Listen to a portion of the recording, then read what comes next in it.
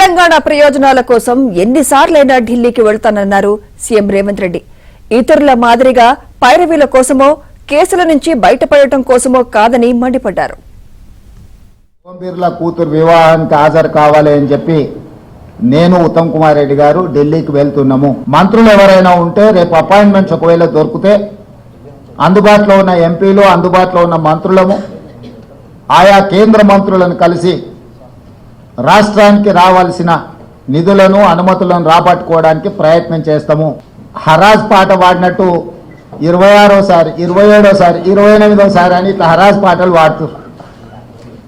వాళ్ళలాగా పైరవీల కోసమో కాళ్ళు పట్టుకోవడానికో కేసులను ఎత్తేయించుకోవడానికో మోడీ ముందు మొక్కలిడడానికో ఢిల్లీకి వెళ్ళడం లేదు.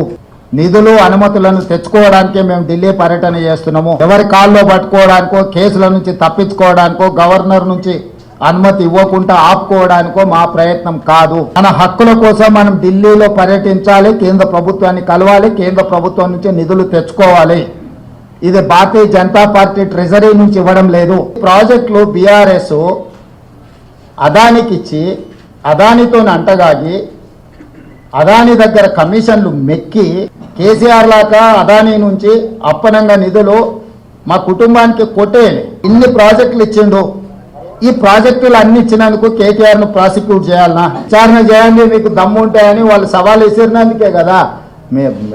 సాగునీటి పారుదల దాంట్లో వాళ్ళే సవాల్ విసిరిండ్రు, దీంట్లో వాళ్ళే సవాల్ విసిరిండ్రు, విద్యుత్ దాంట్లో.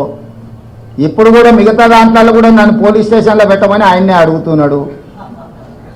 సో ప్రతిపక్షానికి ఇవ్వాల్సిన గౌరవం మేము ఇవ్వాలి కదా, అడిగినప్పుడు చేయకపోతే బాగుండదు కదా. ఎట్టూరి జైలు పోతానే ఆయన్నే అంటాడు. ఎప్పుడెప్పుడు జైలు పోదామా, జైల్లో పోయి ఉందామా అని. జైలుకు పోయిన వాళ్ళందరూ అయిందనా? ఆల్రెడీ వాళ్ళు సెల్లెలు జైలు పోయి వచ్చింది. అట్లా కూడా ఈయనకు అవకాశం లేదు కదా. దేశంలో 2 లోక్సభ ఎలక్షన్స్ జరిగినాయి. లోక్సభ ఎలక్షన్లు అనేటివి ప్రధానమంత్రికి సంబంధించిన ఎన్నికలు. ఒకటి కేరళ వాయనాడ్లో ప్రియాంక గాంధీ, 2 నాందేడ్లో మహారాష్ట్ర.